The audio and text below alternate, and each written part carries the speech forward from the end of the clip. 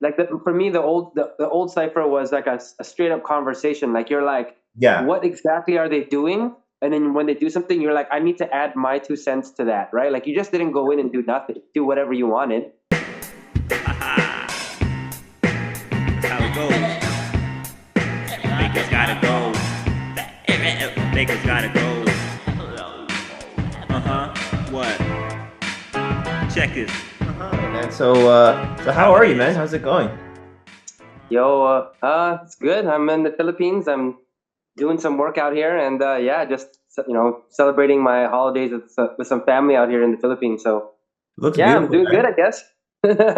man. Beautiful, man. You're out in the Philippines? Wow. So you're usually in Taiwan, right?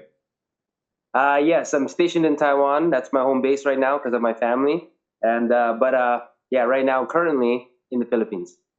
Oh, wow. So are you just on a holiday? Are you doing any work there or? Um, well, part of it is there's multiple reasons why I came here. One is because my wife and my daughter are still in Canada. We were there in September, and then I went there because of there's a family emergency, and so I had to come back because we have a job. I have a part-time job that I wanted to save in Taiwan. We didn't want to just like quit the job. We want to save it because it's for my daughter's future. So I came back by myself, and I've been alone in Taiwan for the last couple of months. Without my wife and my daughter. Just waiting. Waiting for them to come back. And now I have Oh, a Christmas okay. vacation for 2 weeks. I didn't want to be like alone, so that's why I came to the Philippines. Oh, that's great. So your family's there in the Philippines right now? No, well, my They're in Taiwan? family. No, my family is in Canada. Oh, My your wife and my family's in daughter. Canada? Yeah, because you Yeah, were just there, right? You were just actually yeah, here. Well, not here in Ottawa, but you were in Toronto. You were in yeah, Canada, yeah, right? What was yeah, that, like yeah, a yeah. few weeks ago, right? No, it was like 2 months ago. Was it 2 months ago? Yeah. Yeah, yeah, Like, September, time, and that time was like flies. Feels October. like it was like October, a yeah, month ago max, but like, okay, it yeah, was yeah, yeah. actually. No, it's been pretty long, It's been actually. pretty busy lately, I feel like. Is it just me? I've been feeling really busy. I guess you're always busy, right? Yeah, always, all the time, always working. And so that's what I'm doing out here. Is actually I'm building a league out here. I'm trying to build the league, and I already have an association, a breaking association called BBAP, Wow. B-Boy B-Girl Association of the Philippines, and that's why we're here right now. Yeah. Wow, nice. I guess I'll just ask you because it just seems like the right thing. Did you do that before? Did you start that before you went to Taiwan, or because I know you went to Philippines first, right? And then you went to Uh, South Korea, then you went to Taiwan, right? yeah, that's right. Um, yeah. So was that what you started before you left, or did you start that after? Well, I've been working to build the community in the Philippines since I came back in 2007. Right, 2007, I came to the Philippines and I found the b-boys, and I had this heart for the culture out here, for breaking out here, Yeah, because I feel like breaking can save people. You know what I mean? In some ways, there's so much sure, benefit, especially to the people who need it the absolutely. most. So I've been trying to develop it. I've been organizing qualifiers for international jams, but now I realize that no matter how big we build the scene, if people are still starving, you know what I mean, and they're still hungry, they're gonna one day leave the scene because they gotta go get a job and they gotta go, Right. do There needs like to be money for life them stuff. in the scene. Yeah, yeah. So that's what I've been focusing all my energies on, developing this side of breaking so that people can live, by doing this for the rest of their life. Otherwise, Yeah. you have to kind of do Important. something else, or you have to just do it as a hobby. You know what I mean? So Yeah. So anyway, I wanted to start this whole thing, like this whole conversation, mainly. I wanted to like reel back, like, because like I wanted to get to that more like at the end, like about what you're doing in the hip hop community and business and yeah. all that stuff. I kind of wanted to Hmm. start back, like way back, like you know, I've heard your story a lot, so I know a lot already. But just like I kind of want to have my own approach to asking you here about that. And you were coming up, and for me, the thing that's interesting for me is like, because I started around the time I think you were almost at your peak or something, or like a few years away from your peak or something. 2001, 2002. Yeah, I started like 99, 2000-ish, Yeah, yeah, yeah, yeah, yeah, yeah. so pretty close. So yeah, so way back then, like, how would you like, I don't even want to say how would you compare. Like at that time, what was it like? Like just like the vibe. Like what did you feel just in that moment when you were there? Like just like the vibe in terms of like how people were dancing, what the culture was like. if how the cultures were connected or disconnected, or what was it like for you? What was kind of experience was that? Well, for me, it was a lot different than it is now, and it was just different for the time. It was more raw because there wasn't so many competitions, there wasn't so many rules, there wasn't so much structure. It was just like I want to get good at something and I want to like just battle somebody and make it name, and Right. back then it was all about rep, right? Like like well, people know you, people say, oh, you're a breaker, but the moment you get smoked so bad, you have to redeem yourself, and if you can't redeem yourself, you usually quit, right? Like if you can't get back at the person you're battling, right? So Right. so that's kind of like the feeling it was back then, and I'm not saying that that's better. I'm saying Yeah. it's raw, Mhm. right? But yeah, because like there's people that I battled, and then and actually when I got smoked the first time, it made me come back super harder, But when I like battled other people, and I'm not saying I smoked them, but if like I kind of like if someone would say I beat them, and then they decided not to break, like or they slowed down, they kind of disappeared from the scene, and that kind of They got like killed me. discouraged. They got discouraged because they I got guess they got smoked so discouraged. bad. Mhm. But that's not what I wanted, though. I didn't want them to disappear. You know what I mean? It's Like, their choice like at the end of the day. Like it's your choice. You take yeah, hardship and you say, are you going to go this way or that way? Right? It's up to you. yeah, yeah, yeah, Right. yeah. That's true. I noticed So, that about you is like you're always centering around the battle, and I really love that because even me, like I'm starting to feel like I'm losing it. Like people are just not like that now at all. But back then, I yeah, feel that was like what it was all about, and you just remind yes. me of that. Like it's so true. Like it was all about the battle. You know what I mean? Everyone can say 100%, from back in the days that I ever talked to, that this is, no one was just dancing back in the day, just like, I just want to only express myself and my feelings and whatnot. Like there's other dances for that, Yeah, yeah. But breaking was always like a very competitive dance, like straight up, right? Like there was the circle, someone got in the middle, and you never stepped in because you're like, yo, I got nothing for that. Then it made you go practice, right? And then when you got into the circle, it's like when you get into poker, it's like, oh, I'm not just expressing and having fun. You're trying to win Yeah, money, yeah, right? yeah. No, exactly. That's so true. So when you Yeah, get I into the think circle, it's you're trying different. to win props. Do you think that now, like in a cipher, that's a good question. I'm not even sure, but maybe that's the case. Do you think now in a cipher, it's just cool, like people feel less pressure, like just whatever? Or do you think I, that's more like that now versus before? yeah, Like, I feel like it's less pressure now, and people are just trying to dance in there and just show themselves. To me, that's not a cipher though, right? Like it's yeah, you like remember the old like way. Like, yeah, for me, the old cipher was like a straight up conversation. Like you're like, yeah, what exactly are they doing? And then when they do something, you're like, I need to add my 2 cents to that, right? Like you just didn't go in and do nothing, do whatever you wanted, right? It wasn't like that. It was kind of like if you were gonna do something that wasn't part of the conversation, you have to wait for a dead moment that no one's going in. right. It's like And kind of like no yeah, one, there's a no one cipher went in. etiquette, Yeah, that we cipher kind of pick up etiquette. as we Yeah, go. and so they don't do that anymore, and I feel like that's why it's gotten kind of weird, right? Like if I get in a circle, right? Like so, for example, right? Like it discourages the old way because people have to understand what it's about. So people fight over you for the circle, right? And they want to go in, and you're like, all right, let me see what you got for that last guy that went in, and they do nothing completely. And I'm like, what the heck you doing, man? Like I let you go because I'm thinking you're gonna reply to what the guy did. I got something for that. You just did nothing. Like you just like start holding your chin and trying to like rock the beats like everyone's doing, like like go with the conversation of the story, you know what I mean? And so it kind of like makes that ciphers kind of whack, and then if you do something and you say something, you try to teach people, they get upset or whatever, so I Actually, mean it's funny when I started getting back into it again a couple years ago, and then I would go to some practices. I was usually practicing on my own, but I go to some yeah, practices. Yeah.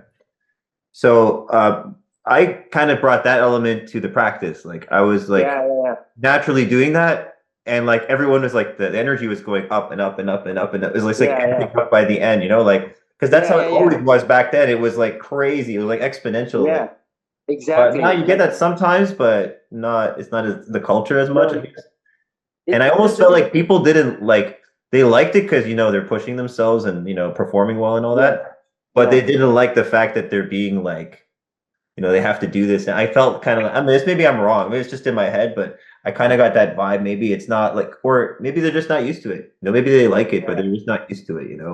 Well, it's kind of like the thing about it is that, so like there's a lot of people who are like b-boys where they're ill, they're super sick, but they don't have that kind of stress or that energy. You know what I mean? So Mhm. they can just like they need the moon to be at the right position, and they need to have the right vibe for them to dance their best, right? Right. But That's back then true. it was like you're fighting. There's a stress against it. Even stepping in the circle and thinking you might get called out or whatever. Like there's all these like elements involved, and I feel that too. You know what I mean? But that's why it's harder when you're alone. But when you have and this generation is all like one-on-one kind of style. You know what I mean? Like because of Red Bull BC1, so Right. everyone wants to be one-on-one. But back then, This it wasn't. cruise. You had a crew of people usually behind you, and so it was like chess. It was like, okay, you got what? There's the head spin guy. Go show yours. And Yeah, then yeah, yeah, it'd be yeah. high because So everyone understood the conversation of it and was like, oh no, that guy right it came in. He's got like the freezes. Yo, get in there, man. Show some freezes, right? And so there was even though you weren't battling, but the cipher was one big battle with each other, you know what I mean, in some way. And it's kind of like a dating game where, like poker, right? Where in the end, like there's only two people left, everyone folded. And that's why it was so hype, right? Because you're like, oh, these are the right. two freeze guys. The two freeze guys are going at it. And you're like, oh. You And know now what I you don't think? get that. You know what I believe is part of it is like nobody takes a battle seriously unless it's like an official battle. And the thing with Yeah, that is that it's ironic yeah, because correct. official battles are often really like complicated because there's all sorts of stuff happening in the background. Everybody has Yeah, an agenda. Everybody like has it like either intentional or unintentional bias, probably unintentional most of the time. And like, you know what I mean? And that really complicated. And then you have this just human nature of like you see someone more times, you're gonna just think of them more. Even if they're two guys, you get same skill level, you're gonna mhm, pick the one you know. Probably you're just gonna favor that's them true. unless you like hated them, from the beginning or something.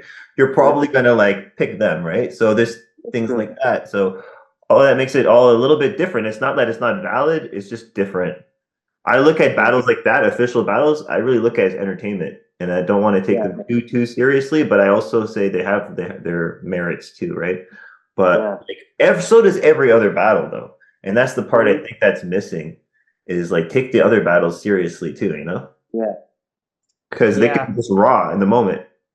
Yeah. Well, I think that's the thing is though that it's in the nature of b boys, you know, to it's in our nature to do what we think is going to one make us win and two get us farther. It's just in the b boys nature. So if like the nature if what's the trend is doing a certain like head spins, then everyone's gonna start head spinning. You know what I mean? Like if Yeah. that's like the rule, And so because ciphers don't have that, like people it's not as tangible as being on a video with 1 million views. You know what I mean?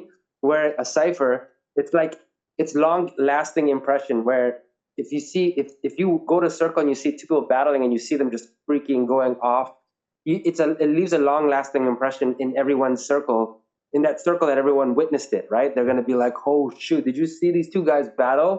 Yo, this guy is actually better than the other guy. Yo, he murdered him, right? Like it travels Yeah. farther, but if it doesn't have 1 million views in today's standards, it's not as that's whatever, right? So That's also ironic because I remember like I had a guy over, a buddy of mine, just randomly, and I was in the middle of training.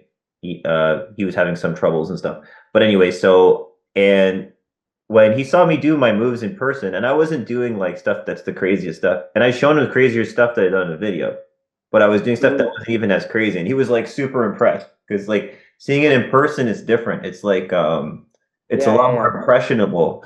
And yeah, so yeah, even if you're in person at a huge event, you're like super far away, probably. Like most people are going to yeah, be yeah, far away, or it's going to be like on a stage, you're looking up at it, or yeah, something, yeah, you yeah, know? Or there's like a bunch of people, you're like looking over people's shoulders and stuff. You see something, then you don't. But like yeah, if you're in the cipher and it's like there's let's say that many people, so everyone can see everything clearly, and there's a real genuine battle going on there, just purely yeah, a conversation you're talking about yeah, yeah, that has a different impact than any official thing, unless you're like have a super good view, I guess, on the official thing in person, which is yeah, better. But this is still yeah, also yeah, different because there's not all this difference. like official stuff building it up. It's maybe organic stuff that came together. Sometimes there's both, which is really cool. That's also very Yeah, cool. Oh, yeah. that reminds me that battle. Okay, you just shared it in the group to watch a battle of you Yeah, versus J Rock. Okay, and yeah, speaking of headspin, he does a headspin in the last round, I think. But yeah. what was that about? So did you want to hear my opinion before? Because you said Sure. Yes, us I'd to love to do hear your that. opinion on Yeah, just your observation I of just it. want to frame it. It's not because I just want to talk. It's because like you had asked us to do that. You asked us to watch it without any context and then give you our opinion, right? Yeah. Right, right. Okay, so I at first I thought maybe there was like some kind of biting a beef or something, not like a beef, a real beef. It's just Bboy, but you know what I mean. Like Yeah. something about biting, like you're biting him or he's biting you, something like about biting going on, I believe. And it was like I felt like he was trying to bring out certain things from you, like he was trying to get you to do certain stuff. Like he's like, hey, I do this stuff, you know, like I want to see your version, or like you know, I do this better or whatever, or I can do that, you took this from me, or something like that. I'm not quite sure. And so a lot of back and forth like that. And then at the end, I don't know if there was a set number of rounds. He did like a round, and then it was over. And you didn't. So I don't know what happened. If so, you're like, nah, I ain't doing that right now, or you're like, it's already over because of the rounds. I'm not sure. Yeah. Okay, good. That was that. I was just wondering what people what you guys would have thought before posting it up. And so, A lot of actually, threading. it's a cipher battle. It's a cipher. It was a cipher battle. Okay. Right? And it's a rematch from a battle that we had before. My first ever exhibition battle was against J Rock, and it was 10 rounds. And he was like he wasn't training in the right way for that battle. So he by the fifth round his stamina was done. You know what I mean? Oh. And so you know he wanted to basically find a way to get a rematch against me, right? And so he was training to find me again and then battle me. And he's a thread guy, and I'm a thread guy too. Yeah, right? yeah, exactly. I noticed that. Yeah, yeah. There was a big thread thing going on there. Communication. Yeah. So the context is kind of crazy. It's messed up, and it's kind of like it's a cringe moment for me when I look at it now, right? Like, you know, it was just a memory in my head until I just finally watched it, and it's cringe only because of my attitude in that battle was very bad, right? What I was saying is like, yo, make me want to battle you. I was saying stuff like that. Yeah, I could feel that a little bit. Yeah. I was like, what is that, right? And I was like, yo, okay, show me something good, show me something better, you know. I'm like, and then I was just doing like very small little things, you know, like little moves, you know, just to kind of reply, right? So if he did some certain thing, I'll be like, okay, yo, here, I got something for that, right? And so that was basically what was happening. And then in the end, he did a move and he took off his shoe and stuck his hand in his shoe and he did a head spin. He did a head spin, yeah. And then in my actual what I actually said was like, okay, forget it, you win. I don't want to take off my shoes, right? Like I'm not gonna take off you know. And he was just like, yo, I see you take off your shirt. I'm like, oh, give me a break, man. I'm not taking off my shoe, right? And I was just being like that actually for a specific reason. It's because I heard that I was being set up right before this battle, right? I heard what was happening is these guys conspired that he was gonna call me out, right? And then when I'm tired and I use all my best moves, then the other guy would call me out, right? And so, right, and the other guy has a different style from J Rock. And so what I was doing is like I was like saving everything with the thought that, you know, he's trying to draw out all my moves, you know, and then all my best moves, I'm saving it for the next guy, right? Like, you know, right? So with this guy, I'm just trying to match what he's doing one by one. And then when I battle against the other guy, I still have all my moves, and I'll be like, "Let's go!" Right? Because there's a lot of moves that I still had that no one. I wasn't expecting you to reply with another shoe move, though. I was thinking you were gonna do like a hat trick or something. Yeah, no. Well, I mean, yeah, I did. In thinking about it now, I probably should have done that, but I didn't want to like, you know, I had like a good shirt moves. I have people know I have these solid shirt moves, right? Yeah, you have like crazy moves, like where you wrap the shirt around sometimes or tie it. Yeah. You're like threading with the shirt, basically. Yeah. So that's the reason why I never did anything with the. I don't know. It was just at the moment. You were saving your moves. You know? You were saving your moves. I was saving my moves, and I was just thinking like I didn't have it. Actually, I didn't have a reply, so I just had to talk trash about the move, right? Like, you know, right? So that's the reason why, right? Like, you know what it looked like? Yeah. It looked like to me that like you had a little bit more finesse though than him. So like even though you might seem a little bit, you know, like arrogant and like you're doing very little bit, but you, like you said, you are recognizing what he's putting out there, and you have a ton of finesse. Like, you're at the time, being clean was not as much of a thing, but you're quite clean, especially Yeah. for your time, super clean. So like, and your finesse is very good. So it still makes you look kind of level. Yeah, yeah, yeah, When yeah. he did this last round, I'm sure everybody there expected you to do another round. Like, I'm sure everybody Yeah. thought you had something, you know? So when you Yeah, didn't do anything, everyone was probably like, what? I'm sure. yeah. I think so. I think probably, right? Like, because he did the move, but I was just, but in my arrogant way of thinking, I was like, that was whack. All you did is took off your shoe and did a head. That was my Yeah. arrogant way of thinking. I'm like, now I don't think like that now, right? But back then I was like, I'm not gonna, like, I wanted to see something super original, super fresh. You know what I mean? Like, so I mean, and thinking about it now, it actually is kind of like a creative idea. Like, you take off your shoe, you put your hand in the shoe and do the drill. So thinking about it now, it actually is pretty cool, right? Pretty fresh, So Yeah, the funny part is, like, probably the least original stuff that some of the most original people were doing back then would be yeah, considered super original today. Like, yeah. So because that the would be standard that of would be originality is just different. hilarious. Today, Sorry? that would be considered fresh, right? Because like, Yeah, it's yeah, it's yeah, for sure. out of the box, right? But back then, originality was such a huge thing that, like, it was like there was so much moves out there, like moves being discovered. So it was kind of like, oh, a head spin, yeah, whatever, like with your shoe in your hand, oh, that's nothing, like that was my thinking back then. I'd say from the battle, when I watched it, I thought like you were definitely smoking him for the first half, but then from the second half, he starts coming in, like he starts having stuff, and I was impressed. I was like, yeah, like, Yeah, okay, he's not 100% as clean, but he's not bad, and like yeah, he's yeah, yeah, yeah, holding off a lot of like intricate, difficult things, and yeah, yeah, he's definitely, but he's not as good as you at those things, but he kind of starts to bring a lot of substance and moves, yeah, blow yeah, ups yeah, and yeah, stuff to the table at the end, that yeah, like yeah, you could see that momentum going, and you could see that he's yeah, trying to pull more out of you. yeah, I agree. You feel I, I, forced I to do feel more, and that's feel why I was like expecting you to do something crazy at the end. But yeah, yeah. I feel like yeah, because I was trying to hold back, uh, like just giving enough, waiting for the other guy to come in, which he was actually standing right there, and actually I was alone at that event too, and it was like the whole city all yelling at me, like everybody on the other side were just yelling. So it was a really bad experience for me because I was alone, and everyone was like I was invited to this event, and then all of a sudden, like, the whole place turned on me and was like laughing and pointing at me. So I was just like really like, so that's why I was being such a. You can't hear it in the video because it's dubbed over, right? Like the music, yeah, yeah, right? But there's a lot of shouting, a lot of yelling, like, you know what I mean. So I was just like, that's why I was just talking so much whatever, right? And then, yeah, that's why I was like refusing to go more, because, yeah, I was expecting that once I used my best moves, that someone else was gonna jump in, right? And so all my signatures, I didn't use it, right? So I guess in some ways it was a mental battle with the other guy, and then kind of just going like, but now I feel like because in the end the other guy didn't battle me. I was like, what? So I was saying, hey, do you have a problem? Like, you know what I mean? Like, you want to, like, and he said no. So I was like, okay.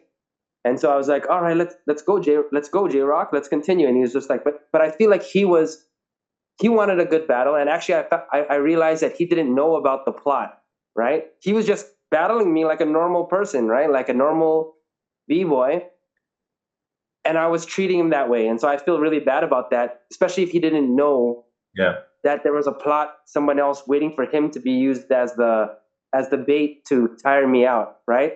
Right, So you right. know what I mean? Wow, Like, that's pretty messed up. Where you have like that sort of like insider tip that someone's gonna try to mess with you and all that stuff. I yeah, felt yeah, at the time, it back then, I felt it was a lot more on edge. Like, everybody's more, yeah, you know what I mean? Like, it almost feels dangerous. But yeah, at the same mhm, time, in my experience at least, maybe I'm luckier about it, but in my experience, mhm, usually what I saw or what happened to me was, if you go through and you battle your best, you just end up respecting each other. It's And true. Yeah. and that's the So, kind of culture I really understood. Like that's what I understood. I understood we, if there's anything going on about the dance between each yeah, other, we just call each other out or we battle each other or whatever, and then it's yeah. all love and respect at the end of the day. That was my understanding. Usually, usually, actually, the way that it really works, and that's true though, and that's partially true in this sense, right? When you battle somebody in breaking, right, and you battle to the very end, right? Mhm. Like if you guys end up shaking hands and giving props to each other at the very end, then there's a good chance that you're going to become cool, right? Like you'll become cool. But But a lot of times, like you battle to the end and it's kind of unfinished, and you don't shake you hands, feel right? not satisfied. It's not Unsatisfied. satisfied. You're not finished, right? And so even though you don't finish the battle there, right? You're basically not shaking the person's hand, and you're coming back, and you become rivals, right? So, Right. so I had like many rivals, you know what I mean? And we never ended up actually being able to become friends. And then the few that I did battle, Mhm. like I ended up becoming friends with them too, right? And so we Right. became friends after that. But with the guy with J Rock, like I didn't like I thought that there was this plot against me. I'm not sure how much of it was the insider tip and how much of it was really true. But when I Mhm. met him the next time, he was just totally cool with me. He was like, "Yo, what's up, man?" And so I was like, so I asked him like, "Yo, did this happen and whatever?" And he was like, "What?" Right? And so I was kind of like, "Was I just imagining that?" So then I apologized to him about the way I was acting, and he was like, "No, it's all good and whatever."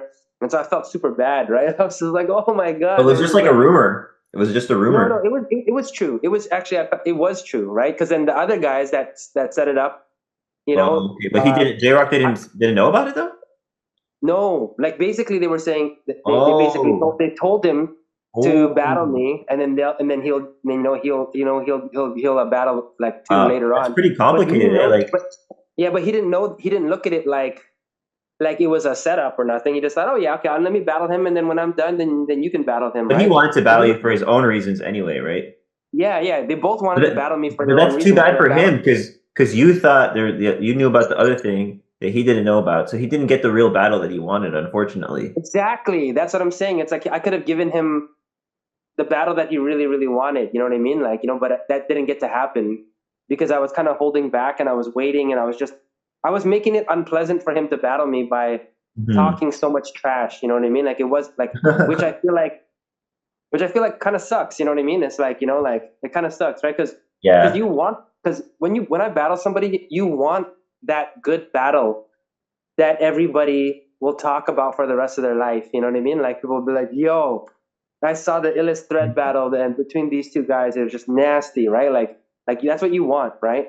yeah, But I yeah, didn't really. yeah, I guess I kind of didn't really give it to him like that, and so people must be wondering what was going on and why was it being like that. But some people were like, "Yo, dog, you're hard, yo." Like you were like act like yeah. yo, like they were giving me props for being like that. But during that time, For sure. I was so like in my own head, like just like with such a bad it was such a bad experience, I mean, for me to go to that event and feel like everyone was against me, you know what I mean? And then like Yeah, have that's to like battle defend my honor, whether people thought I did good or not, or or how I was acting, it doesn't matter because like I was even mad at at that time girlfriend because she was just filming, and I was just like, yo, no one was standing behind me, nobody was like with me, you know what I mean? Like, that's so because good. She filmed it. It's so important. yeah, well, you know what I mean, though, right? Like Yeah, when if I'm somewhere, even if I just have one person with me to give me a breather, I know that I can do my best. You know what I mean? Like when you're battling alone, like there's a different element towards it because every time that person goes out, you come in and you have to like the stamina is really at a factor how much you can actually really do in that yeah, round. right. Because you That's don't the have team reason why. members. So that's the reason why, like, when I'm looking at it, like I was just cutting my rounds super short, almost in a way that was unexperienced, right? Because I would do a move and boom, and then I would just stop and just kind of get up, right? Like I should have at least did it and got up really solid with But like a like lot of attitude. your first round is pretty light for sure. Like, but yeah, but then it was Oh, a conversation, right? the very first round that I went out, I was like, what I was saying, I was like, that's all you're gonna do? Okay, this is all that it deserves. And I just went, this is all that it deserves. That's it. That's what I was saying. That's all it deserves. That, right? Like that's the way that. I felt like, well, like you're not even doing the basics right. So here, I'll show you how to do those basics before you even do what you're doing. Something like No, that. I was just basically saying that it was just worth a CCs and stuff. But actually, looking at what he did now, I realized that I was blind. I was kind of blind to the Yeah. sense of like, because I wasn't as experienced back then. I was only like, when I was like, that was 2003 or 2004 or something like that. And so I had a limited view of breaking as a whole. And so my eyes only see what it likes, like from a very biased perspective, Yeah, right? yeah. So I didn't see all the subtle things that he was doing that I thought that actually now I think, oh, that was pretty cool, right? That was pretty fresh. Like Yeah. the content was still pretty good. And of course, when you first step out in a cipher battle, you take it slow, right? Like, of course you do that, right? So I'm not expecting him to go all out, but at the same time, what I was trying to do was I was trying to get him to really blast it and do something really dope, so that he can just get it out of the way. You know what I mean? Like, and finish the battle quickly instead of going slow and then making me use more moves, because I was expecting I'm going to be battling the next guy, right? Like, he's going to jump out, but yeah, it was like really.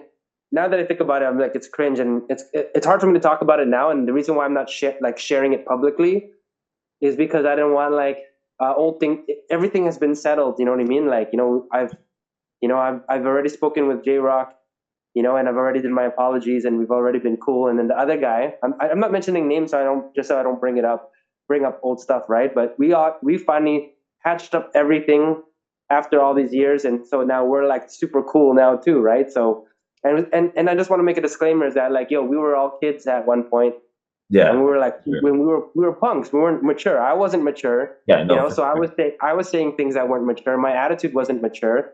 You know what I mean? And so all of us, I'm sure on some level, that's the case. I mean, a lot of us started very young, and it was also, there's not much behind it at the time. So it's we're kind of put in like this super high position very early on, because like, we're basically pioneers or something, and like there's like, you know what I mean? Then we're like just kids. So yeah, for sure. And it's funny because I think when you start, you're like wanting to learn everything and do everything, and then like, but you're also kind of like gossiping too. You're kind of like, oh, like who's good, who's this, oh, what's happening with the blah blah blah. But then when you start working hard, you start doing it, you start doing your own thing. You don't really think about that stuff anymore. You're just like, we're doing my work in my craft, all this stuff. I'm trying to get better, all this stuff. And then you start smoking people, and then people start gossiping about you, and then it starts to get to your head again because like you're not mature, right? So then you start being like before you even started, where you're like gossiping and like all this. Except now people are telling you you're awesome, so you think whatever your opinion or bias is must be the the word like everyone must follow. That's the one major thing that I have to explain too, is that, like, everybody wants to be famous, like. It's just naturally inherent. I want to have my rep out there, and I want my name. Right. But fame is kind of like it's kind of like a poison too as well, right? Sure, it can. And so when you get this fame, when you get fame, it's like it kind of starts destroying your way of thinking, and and you don't see things clearly anymore. And so it kind of like, and it's not easy to deal with, So like, for example, there's a book that I read that said, basically, to paraphrase, it says how you test the purity of gold and silver is by putting it in fire, right? And that's how you can tell like how pure it is. But the purity of the human spirit is tested by fame. Once you get fame, you see how pure you really are. And actually, nobody's pure. You know what I mean? No one's really fully pure, So once you get famous, all the bad stuff starts coming out, and people start seeing it, and you act a specific way. And so it's a continuous trial to you. At one point, in one point, you're addicted to the praise and the fame, but at the same time, you're now living just for that, right? And it's like a drug, you know what I mean? And it's not not good, you know what I mean? It's not good for you. And so I wouldn't wish it for everybody, you know what I mean? But I do wish people get successful. But I try to say, hey, whatever you're successful at, like just forget, like try not to think about that, you know what I mean? Like just continue working on yourself, and just, it's not an easy road, you know what I mean? So it must be even harder for influencers. That's why they do all the craziest silly things, like absolutely. Absolutely. Actually, it's such a good subject, man. Like, because I've experienced a lot of that too, and and that's a really good angle on it. Yeah, by the way, in a few minutes, we're gonna have to do a new call to keep going. Sure, no worries. But yeah, cool, cool. So yeah, but like in my own experience, because when I was in high school, I kind of got like famous too. It was pretty popular and all that stuff. So but I think all the weed smoking helped me, like to stay chill. But it still I think Is it got to my head legal at in one point Canada? because when I started to get more renowned for my like breaking and that kind of stuff and rapping and all that stuff, I think then it started to be affecting me and like and also I think that's what happened. I injured myself because I was too like putting myself under pressure and like almost like showing off to myself that I could do this and that because I'm so good now at everything. But like that injury I think really changed my perspective on like life, and like made me think more like, oh, like, I got to look at things more a broader way, like kind of elevate myself more and things of Yeah, that nature, right? So you can get a lot of pressure from feeling like very validated, yeah, by of whatever course. you're doing.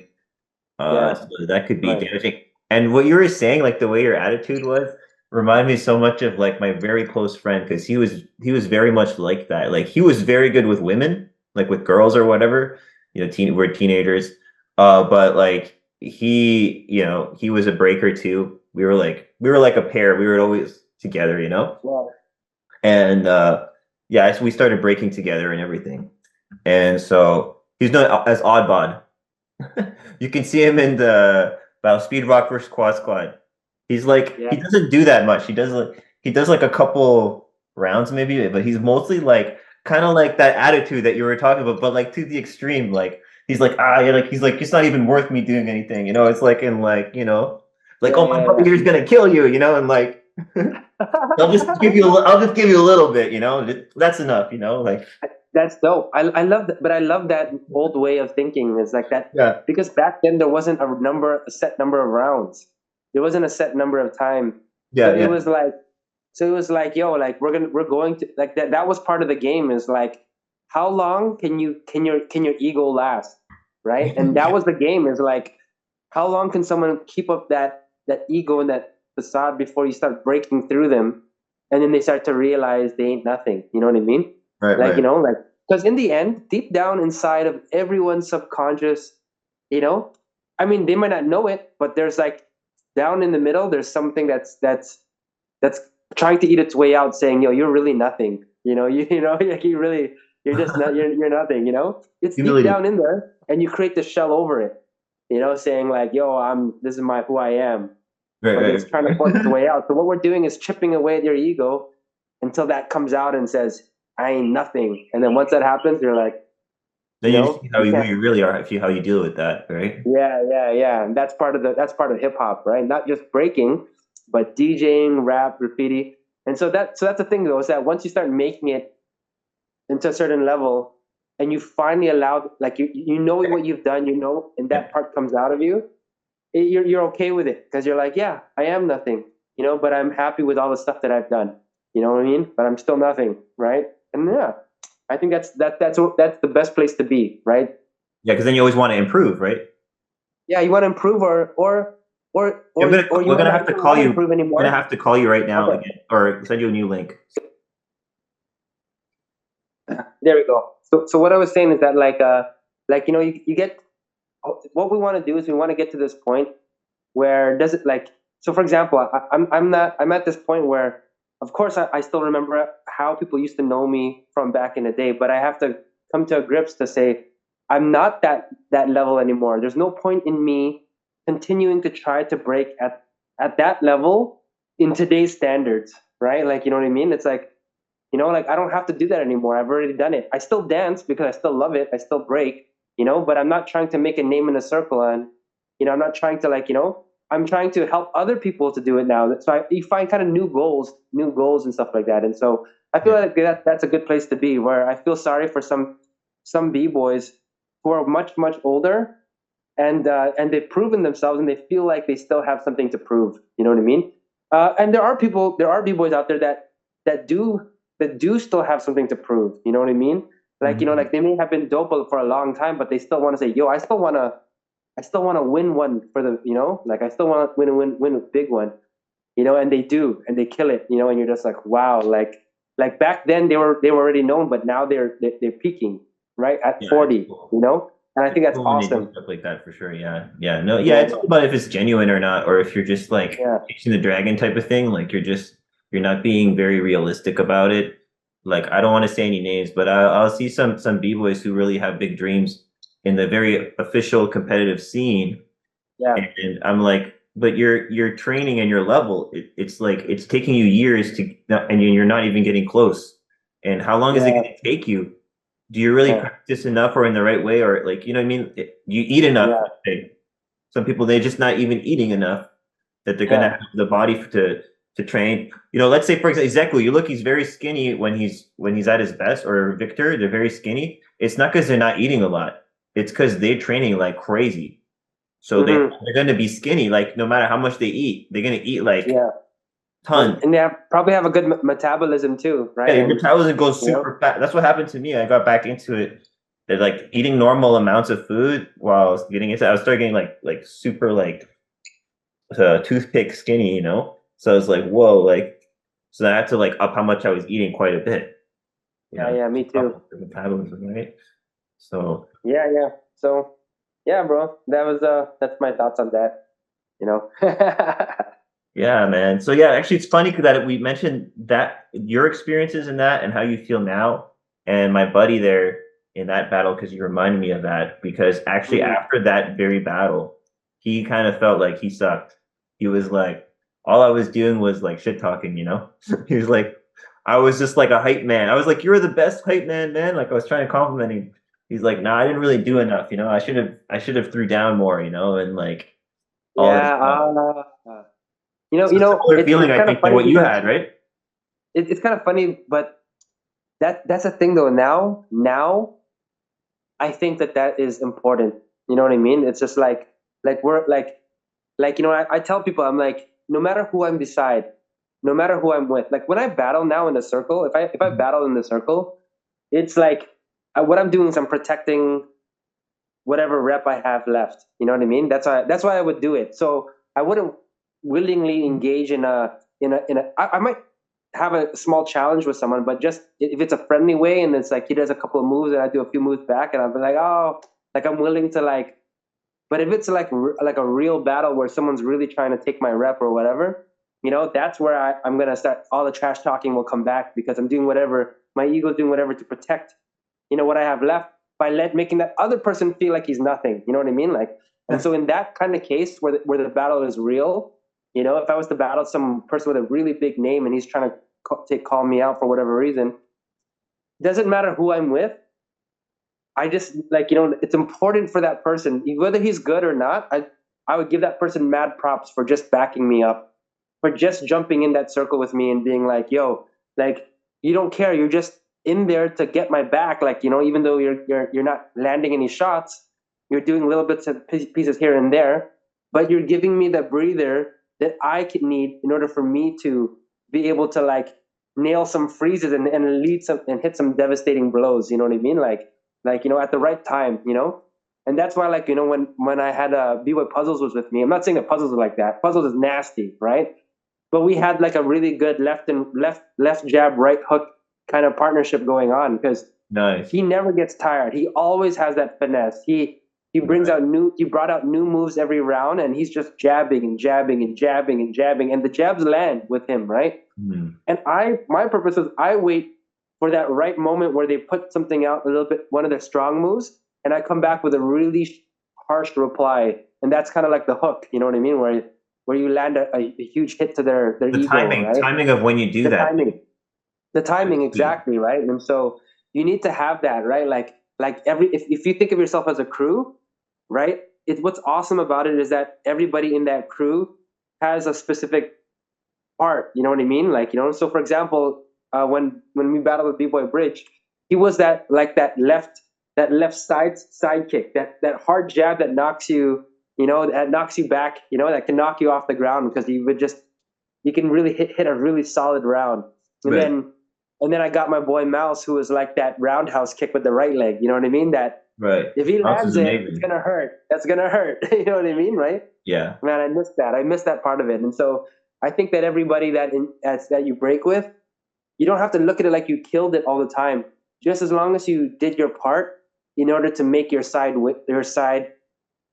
fight well, like battle well. That's what's important. You know what I mean? And so we had a couple of guys Yeah. who, like, like they really didn't do like anything crazy or whatever, Yeah. but their swag and their flavor was just so on point that it just like that's what's important. That attitude, that you keep that Yeah. attitude of not stand there like, oh, It I don't kind of want to comes be here. together, like the attitude and the hype and the support, and it's all kind of Yeah, like yeah, it's all kind yeah, of meshing together, for sure. yeah. But it's just a matter of, can you separate your real self from what's going on out there? Because it's like if I do like a rap song, sometimes you're putting on a bit of a character there, like it's still Yep. you're still being as authentic as possible if you're doing a good job.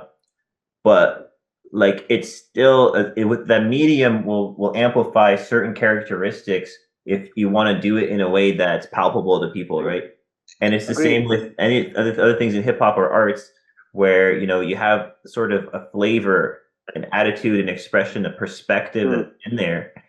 that people can distinguish you.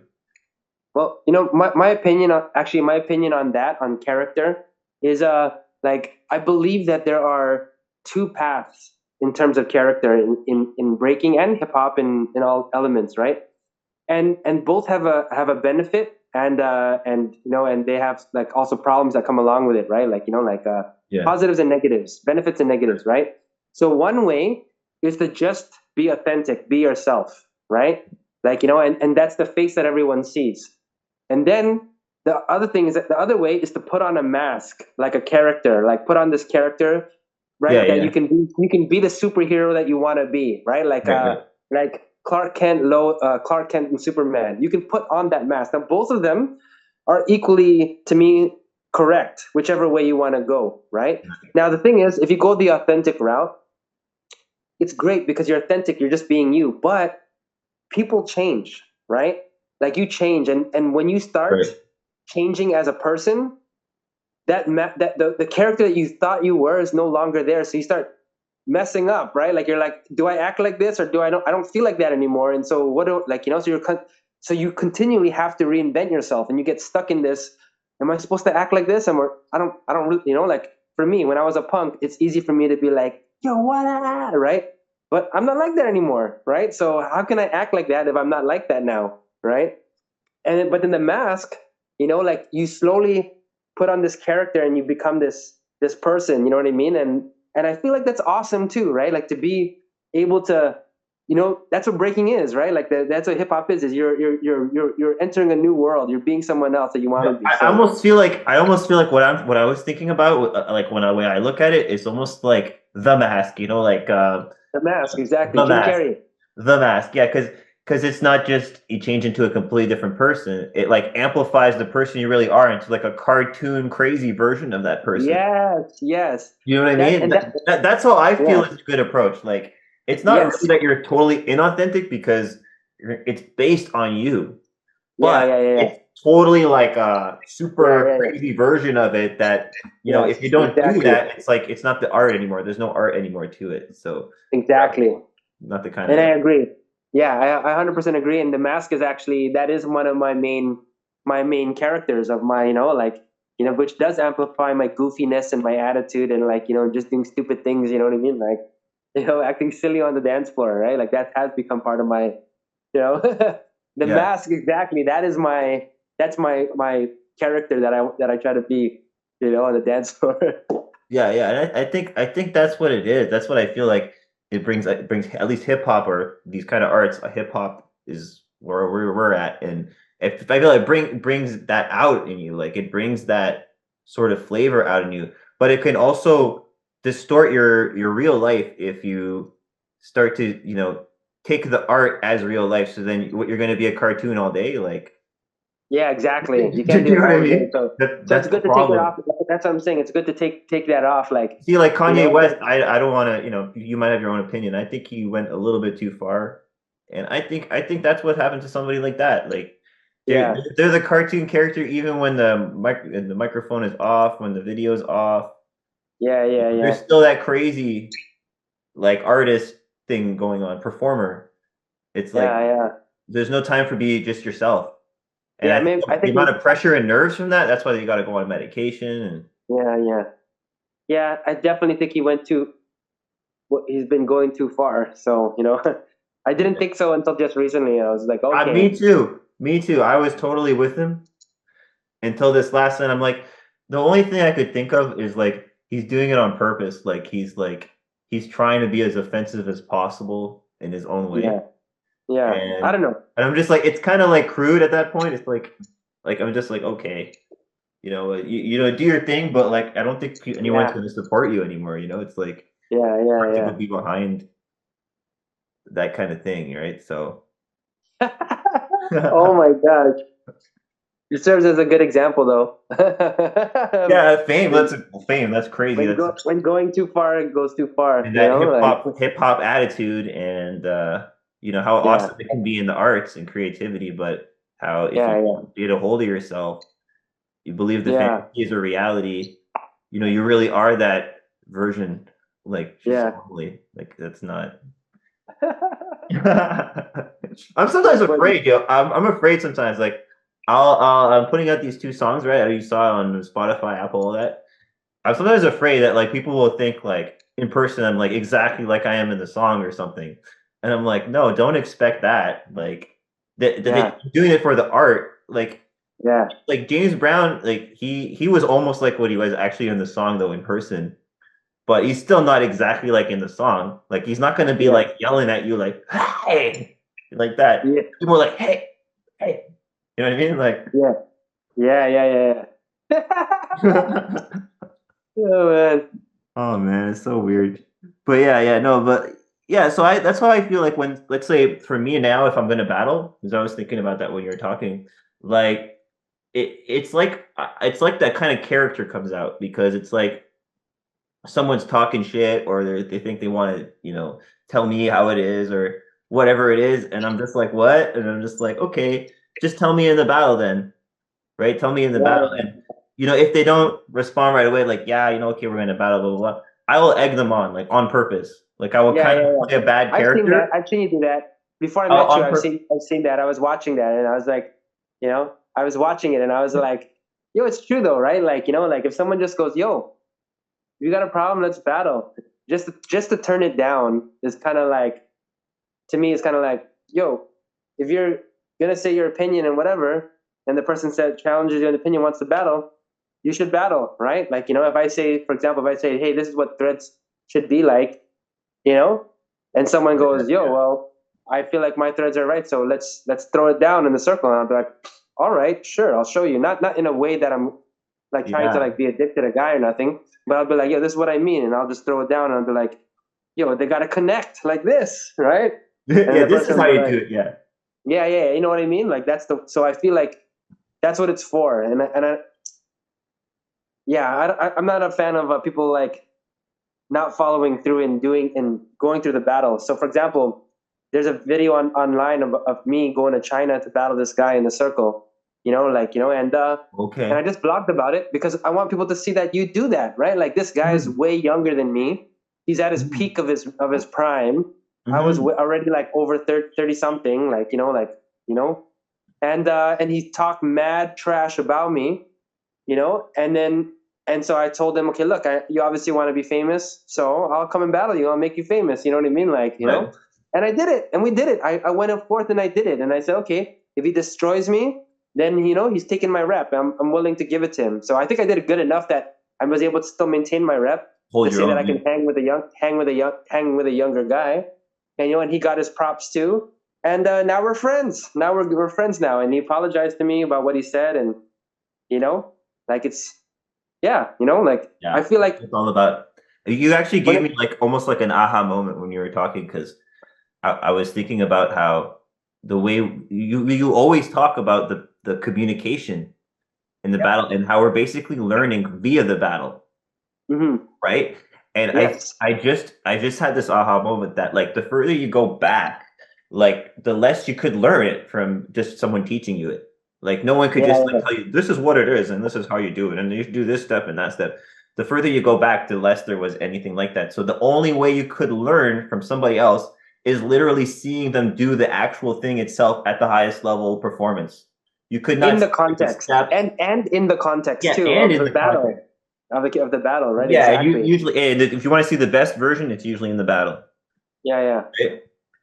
That's And right. so, yeah, so it makes sense that just by nature, without even us thinking about it or realizing, we just get wired to like, that's how we commit, that's how we learn, and that's how we teach. It's in the battle. Like anything else is kind of artificial. Yeah, yeah, yeah, yeah. You know, I was talking to a really big b-boy as well. I don't know, to me at least, he's a big b-boy, but he's from around the same era as you.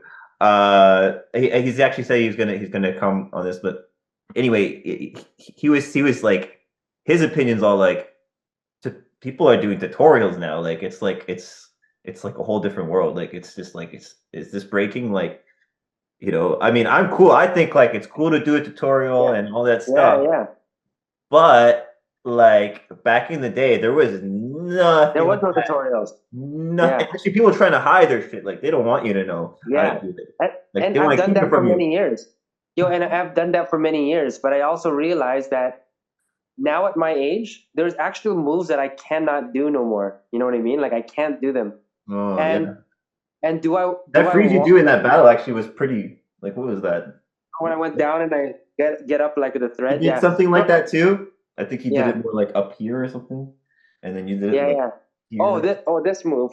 Yeah, yeah, yeah, yeah. I killed it in that. That Yeah, was and sick, so and that it was clean too. Like that was crazy. I can't do it anymore. You know what I mean? And so Yeah, that like I figured why that's what you mean, like move like that. why would I not teach it to somebody else and stuff and have that move Keep going. carry on? You know what I mean? And so that's why I'm doing my tutorial. So for example, like I've been doing my Instagram's actually for the first time in a long time been blowing up again and growing because I decided to do one of the footwork patterns or one footwork trick that I turned into a pattern.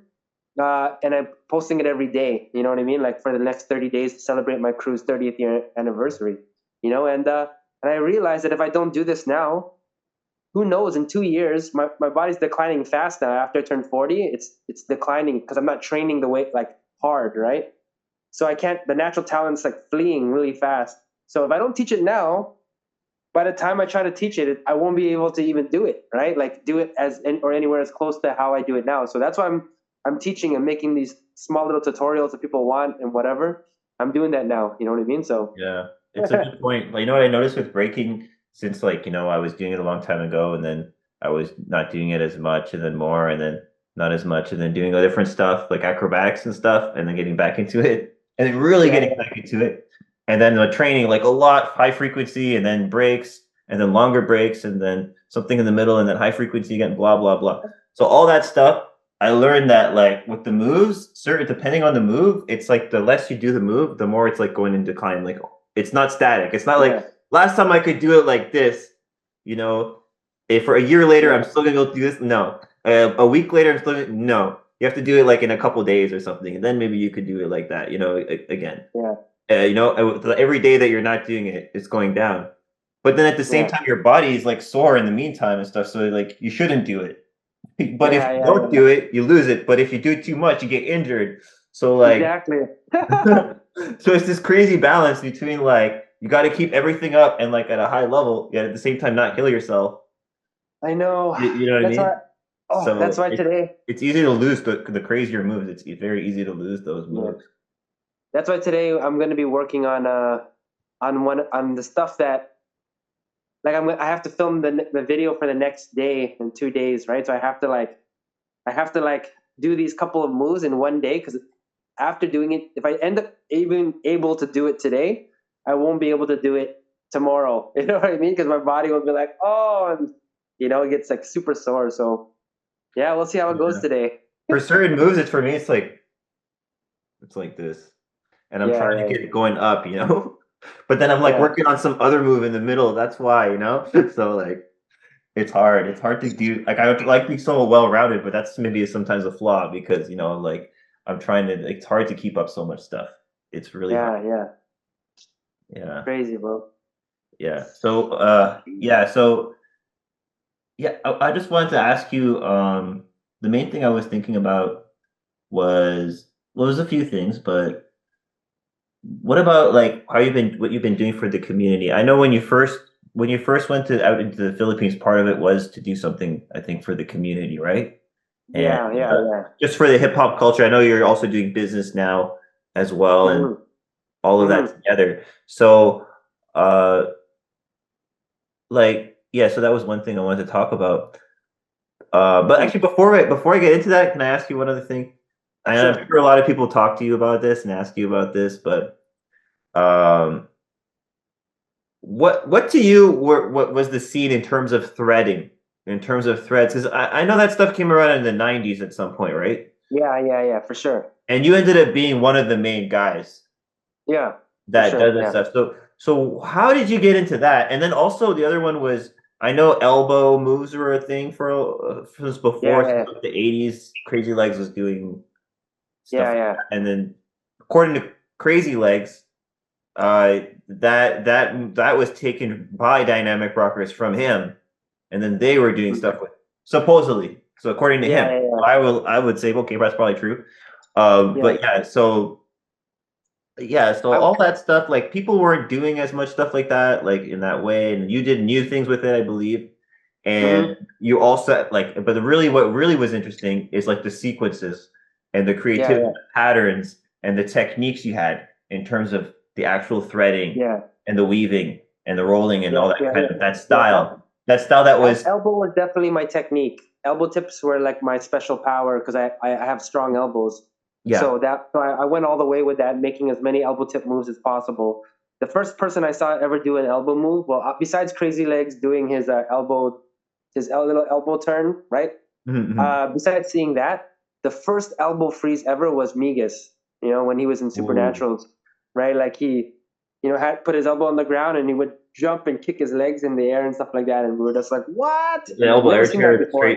straight elbow air Yeah, chair. straight elbow chair, yeah. But he would keep one hand on the ground like that, and Oh, he just sick, bang, right? Like hold it, and he can hold it like really long. crazy. So, or he would flick his legs multiple times in the air, That's a and so good that was the idea. first time I ever seen That's it. still And fresh today. That's yeah, still yeah, fresh yeah. So today. he would, that was his move, and then he started doing it like with his hand under his leg like that and everything like that. Sick. And so that he did that one later on when he after he joined Boogie Brats, then he brought that one in. And then but yeah, but because I had I wanted to do elbow tip moves too, and and when he was in the crew, I was trying to really mess with it. But when he left and he was joining Boogie Brats, right, and then we started having a rivalry going on. Yeah. Then of course I had to make up moves, right? Like, so I had to start making up all the different kinds, like elbow tip walks, like transfer from one side to the other side, then elbow spins, elbow glides, and stuff like that. So, yeah, that was the technique side of it. But for threads, like, I believe that, in my personal opinion, right? Like, and I'm not saying other people didn't do a thread or two before or whatever, right? Like, but like in my personal opinion, it was created in Toronto, right? Like, this as a style, right? And then it was mastered and developed and pioneered as a threading style and made famous by Toronto, right? So, Bag of Tricks Boogie was like, Brats? they Was were, it a Boogie Brats thing or another crew? no, no, no. It was. I'm gonna say it's a Toronto thing. Okay, and I'll explain Okay. it like this. Not Okay, necessarily specific crew. Bag of Tricks, Mega Tricks, right, right, we're right. doing threads, right? But the way that Bag of Tricks did their moves is they would do the move like a pattern, right? Like they would do it like the same move twice, same move third into like some kind of freeze, or like the best version of the move would come on the third time they did it, right? So they like, so that's the way they did it. It was kind of like their way of like a magic trick and kind of teaching people what they're actually doing, right? Where Mhm. what Supernaturalz did was Supernaturalz said, hey, let's make it into like a style where it's actually the movement of it is move to move to move to move to move, right? Like in a way that people would get lost. They wouldn't be able to follow how to do it, right? So that's what we brought is the complexity, the illusion style of it, right? And then when Migas So they joined had more Boogie like Brats, telegraphic. They were like Bag of Tricks were more telegraphing. Hey, this is what we're doing. Like kind of like yes, do yes, this and then boom and yes, then boom. And then you're like, yeah, oh, yeah. They whereas you were telegraph like more like, exactly. I'm doing that you I'm like coming from behind, like Yeah, yeah, yeah. mhm. And let me just say the reason why this kind of style manifested was because of the music. Like if you look at hip hop music, how the rap and the vibe, you're vibing with the song, right? And then the rap is complex. It's not like, except for Beastie Boys that likes to rap on beat because Beastie Boys raps on beat, right? Like besides them, other people don't rap that way, right? Like they kind of flow really fast and really slow, and then they turn around and then they make it real quick and then like Supernatural. Yeah, that's basically the main inspiration of our crew, right? Is like MC Supernatural. Oh, is it? I'm not. That's a thing. The original guys. Yeah. I just thought it was a coincidence, bro. I just thought the original guys. They loved my favorite, MC Supernatural, the best freestyler ever. Yeah, so they loved this. They loved it. They loved him. They loved MC Supernatural. Wow. Right, and then also they wanted to make a style that was supernatural, so they said that was fitting, and so that's why they chose the name. And cool. So Supernatural brought that complexity, but I feel like Boogie Brats, what they did is they used the style. So Boogie Brats was first learned from Bag of Tricks, right? And then they started breaking with Intricate Crew and became Ultimate Unit. So Ultimate Unit, Intricate was a foundation crew. You know, they were like learning like it from like the actual as a dance, you know.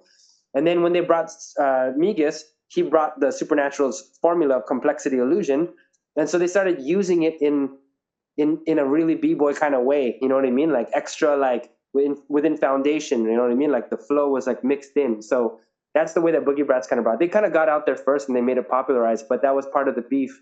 Was like who created that style, right? Like you can look at the way we do it and look at the way they do it, and you know. So that's why I'm not trying to fight over who made it anymore. Well, I don't care. Technically, since before, there was always this like move of grabbing your leg and jumping. Oh yeah. So there was stuff like that from before. Exactly. Like, no one created in the context of breaking and like style, putting the footwork and all that. Yeah, that was new. Well, that's what I'm saying. It's like all the b-boys in the early 90s. They were hip hop dancers because breaking died in the 80s, 86. Yeah. It was dead. Like New Jack Swing, basically.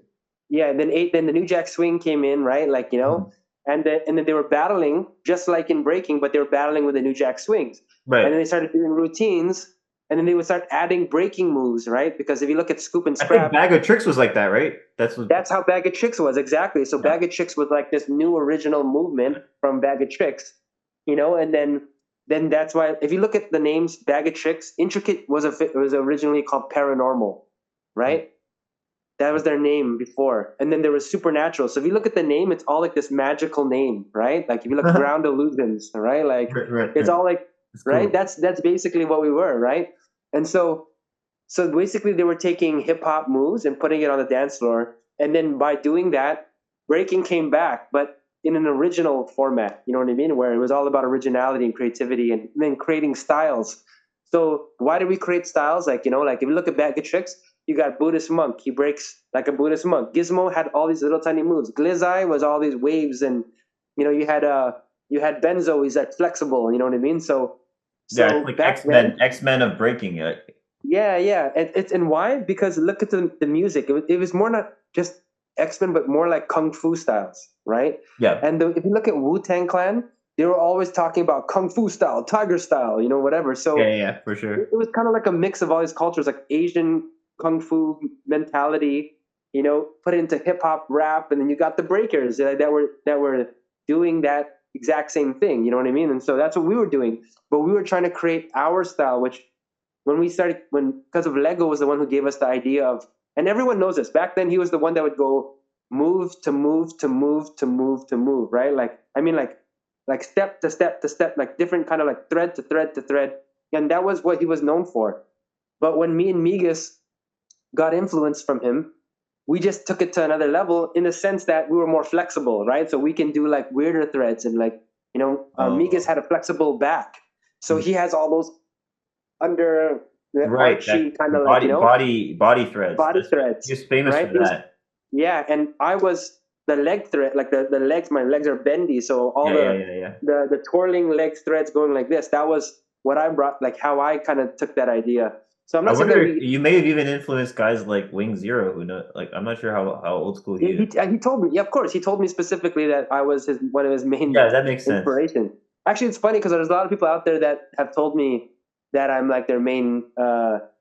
inspiration. You know what I mean? And you know, and I just it's for me to just be like grateful. I'm not gonna put it out there who everybody is. You know what I mean? Yeah, Like I don't need yeah, to.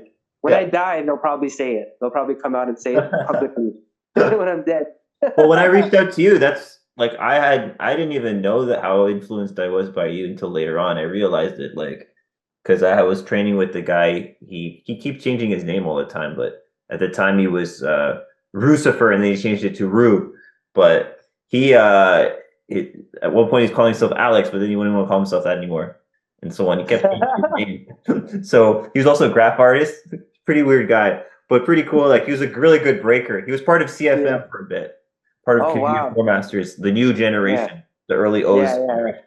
So yeah, so he I think went to Toronto, saw you, and he's like, okay, I'm gonna do this shit. And I was training with him because I was always hanging out with the crew. I wasn't in their crew.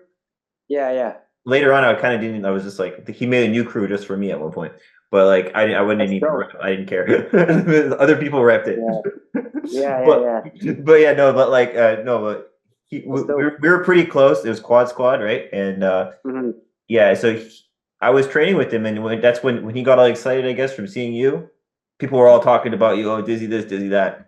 You know, and then we're breaking, and he's like, "We're doing this now, doing this." And I didn't know, I didn't have the connection that that's what Dyzee was doing. Yeah, He's just like, "Oh, I'm practicing this shit now." I'm just like, "Okay," and then we're like, "Let's all practice this shit." And like you, I had good elbows.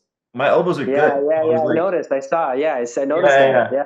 So I was like, That's "Oh, awesome, cool! This man. is like my thing," like I'm good at this stuff. And then That's awesome, So there is a connection, like and that's amazing how there's like, so that's crazy that you will never know this, even for yourself and for all the b-boys out there that are doing this. Like you never really know how much impact your dancing really gives to other people. Like you have no clue, right? Like there might be a connection, but you yourself, when you dance and people see you and they see the skill, that plants seeds in a lot of other kids. You know what I mean? That starts to flourish. And so that's why like the inspiration of breaking is to me very, very important. And I think people don't really talk about it enough. You know what I mean? Like how important it is. Like even some bad guy that's out there that can be like evil. Okay, let's just say that someone's evil, but because he's evil, he has breaking that he can express his evilness in, and so he's doing his evil attitude and his, his crazy ass moves. But there's an amazing thing about that. Mhm. Somebody who's so bad, so evil, going through so much pain, so much hurt, that he's planting these seeds that are being seen by so many other people that can identify as that, and that draws them into the culture and takes them off the streets. You know what I mean? It's kind of amazing that can happen, and I think that's that's why it's so important that like like even if you might not be the best, but you can inspire and change lives. Just by throwing down, by repping and getting in that circle, you change lives. You know what I mean? Like you alter the course of history on the world. So yeah, man, I think that everyone has to know that, understand that as a b-boy, just by you repping, by you getting down in that circle, no matter when or where it is, you may change a lot. You're changing the world. You know what I mean? So, yeah. Yeah, man. Oh my God, you just got me thinking about when I was in Japan, because when I was out there, it was really weird because I thought it was a Japanese thing, but I come to later realize no, it was just all of breaking was becoming like that. And so it was around 2010 or so, and I had been not breaking as much for a couple of years, and I actually had been in New York City. So when I would break, sometimes I would just like pop into like hitters. They were like trying to make money breaking, and I would just go and do a round or something or two, and then I would like split or like live musicians, and I would break a little bit like that. But otherwise, I wasn't like training. But when I was in Japan, when I was there, and I started living there longer, a few years, that's when I was just like, I want to break like every night, whatever. Yeah. And I found out the spot. There was a spot, and that was a spot. It was because I was in Tokyo. That's a spot where everybody who's a breaker can go there at some point. You're gonna see anybody. So I really got to see like some of the top b-boys and all that stuff. But what I had noticed, and maybe I'm wrong, but I feel like there was maybe an exchange there, like what just to your point about how much of an impact you can have just repping, just breaking. Like, so I was in this very high exposure place for b-boys, right? And all like every night. for like a year or something, or 2 years, or a year or something. Yeah. And yeah, I was coming from the Canadian, like I had foundation moves, I had some power moves, but like I was just all about like freestyling and like, Yeah. let's say, threads and stuff like that, and just weird moves and like freezes and just in the moment dancing and just like having a good time and just like trying to Yeah. one up in terms of creativity and stuff. And it was like, I think they had some of that over there, but I think it was starting to go away. And I think that was happening around the world. And in Japan, Mhm. they are always ahead a little bit. So I feel almost like they were becoming like that a little bit before everybody. So, but when I was coming in with all this like, oh, crazy foreigner from Canada with this weird freestyle style, I was not like a level guy, I think, because I was a little bit rusty, and a lot of the standards are super high. But it's still like, even this B level guy or whatever is like B or C level guy doing like all this crazy stuff. I think it like inspired them. You know what I mean? Like they were like, because I believe after that, I feel like there that freestyle element started to be more and more. Like years later, I watched the Japanese. I'm like, they somehow kept that freestyle thing, but when I was there, it looked like it was going to go away. But I was going crazy like that, and like I would get attention for that from that, and I've made a lot of good connections out there. But I don't Mhm. know. I don't know. Maybe I didn't have that much of an impact, but it's possible. And like I feel like Yeah. you're right. You're right. Sometimes, whether or not, like it was fully inspiration. Like I think that, like, I know that Gizmo is like the Ken Swift of Japan.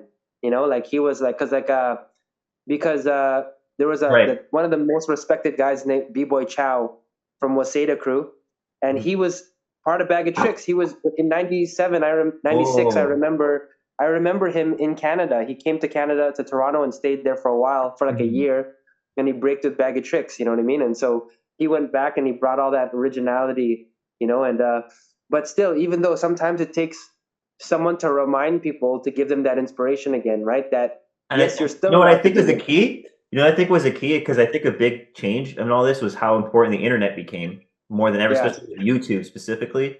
And at that time, when I had gotten back, because since I had been out of it for a few years, I was also not really that into the, oh, it's on YouTube now and stuff. I didn't really pay attention Yeah. to Yeah. that.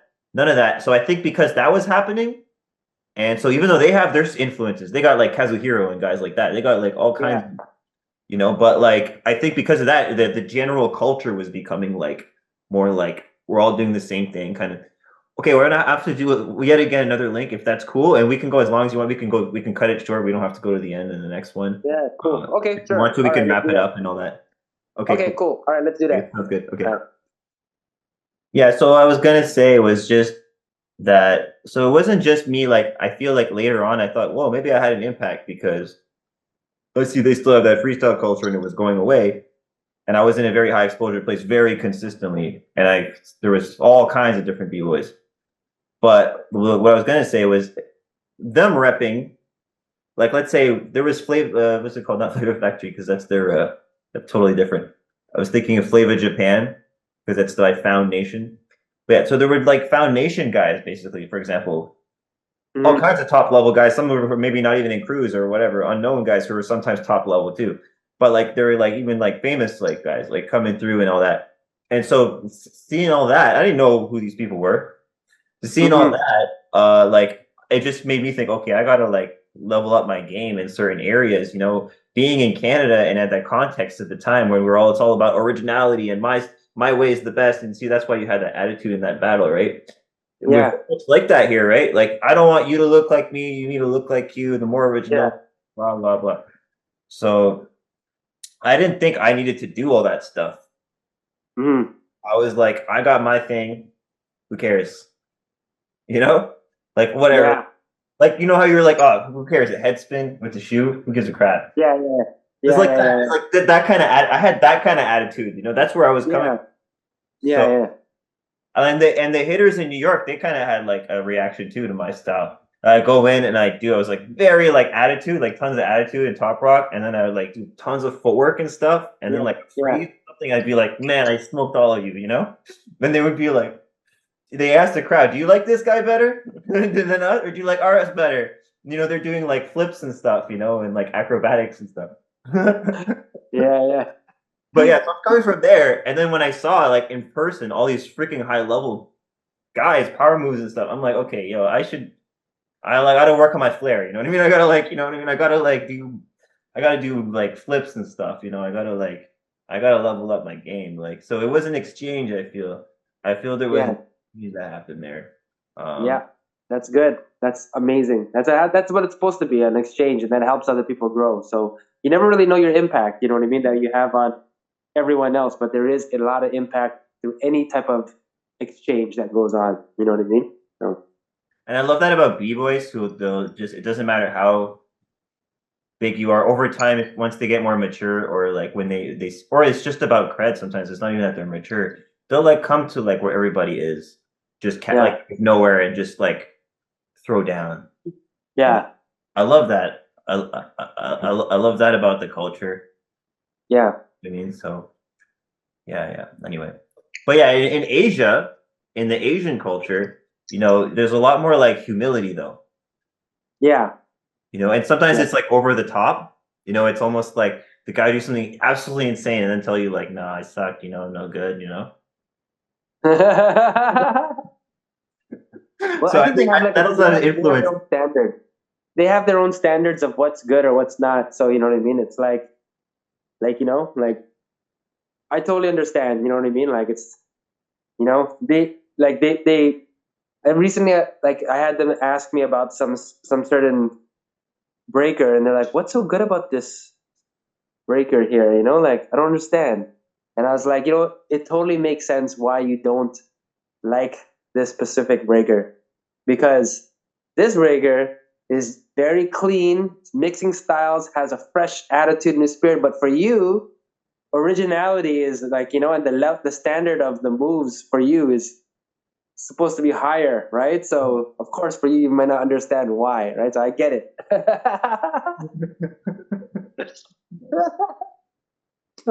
Yeah. Also, I just, you know, I was talking to another b-boy, and he had been called out by a Canadian b-boy. You know, do you know Mathieu or Lost Child from Speed Rock? Yeah, of course. Yeah. So I heard a story from Iron Monkey. So what happened was Lost Child, he called out Iron Monkey, Oh and then yeah. on online, like this was when the online was just brand new, like it was like 2000 something, like early 2000. So he's like, what's this guy like saying? He's like, Matthew's like, oh, we got style here in Canada, like you guys, you know, like something like that. And this guy's like, what? Who is this guy? He actually like flew all the way to Canada, and here, like, and he went to Quebec, I think, where he was just caught him when he was at a practice spot. He knew that he was practice spot, and was like battled. And he's like, his power moves are crazy, like insane. Like no one in Canada, I think, could do anything like that. Not even Yeah, close. like Iron Monkey, right? Yeah. Yeah, for sure. Yeah. So when that happened, you know, like I think that was a shock, because I think we just didn't even see it. We didn't even know that there was power. We had some good power move guys, but nothing like that. And so if you never see it, and then you have a lot of style, and then the crowd's like, yeah, that guy's style. I'm picking this guy. Like someone sees Wing Zero versus like a pure power guy, and they don't know anything. They're like, that Wing Zero guy, that guy stands out to me. You know, you know what I mean? Yeah. So that's what happens. So then they're all like, yeah, no, we killed it. We don't need to do that stuff. But then if you see somebody who's crazy power move, then you're like, okay, like this, there's a whole other level here and that's what I think happened when I was in Japan, man. And they're so humble too at the same time. It's like you're doing crazy stuff. It's like, no, this is not good. Like, Yeah. totally you're around like the Dream Runners all the time, right? Yeah. Yeah. They got crazy power. Yeah. So power doesn't impress me anymore because of them. They ruined my appreciation for power moves.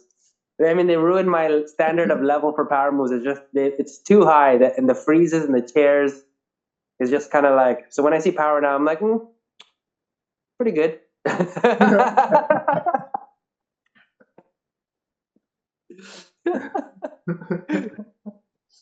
Yeah, especially with Iron Monkey, right? It's just like he's just hitting like he's like, oh, only 5 one-handed air flares. Oh, so bad. He said before the battle, because you can watch that battle between him and Mathieu. He said before the battle that he actually did 11 rotation 90 before the Ooh, battle. Iron Monkey? Yeah. Yeah. And if you watch the battle, you see the crowd like, and it's about to start and everything, and you see like it looks like something just happened. Like some people are reacting like, "Oh my god, like what was that?" So it's And Iron Monkey against Lost Child. Watch Child, look it up. It's online. I never seen it. Yep. I gotta see it. I Yeah, gotta you check gotta, it out. it's very interesting. But I personally think, because I was around Lost Child like when he was coming up, and like I know how good he is and everything. I think he got psyched out like majorly. Because like I said, it's a Yeah. shock. It's a shock. None of us ever in here. Nobody was doing anything like that. You see that in Yeah. person, it's like, ooh, you're getting psyched out for sure. Like he got psyched Yeah. out, but he still like held his own though. He still like he didn't give up. Like too easily. But yeah, Yeah. so That's the thing about you know those kind of about battles, right? It's like so like that's what was awesome back then is like you would have that happen often where you're just like you would see new styles or new approaches that you'd be like, what the heck is that? oh That's yeah, how I felt. That's how I felt when I saw the Vegas style, right? Like when the hand transfers and they're stepping on the arms. It's not really popular now, but the when it first came transfer out, style, like yeah, Roland. transfer style, Roland, yeah. Like when I saw them do it, I was just like, because I had like I created a lot of like low freezes, right? Like lower freezes. So with like like stepping on the arms and stuff like that. So I had the freezes, but I never thought to transfer them to other sides and stuff like that. Like So when I saw them, I was like, what the frick is that? Like what kind of move is that? Right? Like what is that? It's crazy. Yeah. Yeah, and so I just got into a whole hand transfer phase because of seeing that Vegas style. I was tripping out. Yeah, Yeah. that's cool. And I think they also were starting to do threads at one point too, right?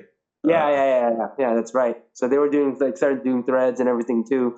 That's the whole thing where I was Was always there like, some battles between the Toronto Cats and Vegas Cats or something that yeah. caused that Well, sort no. of exchange?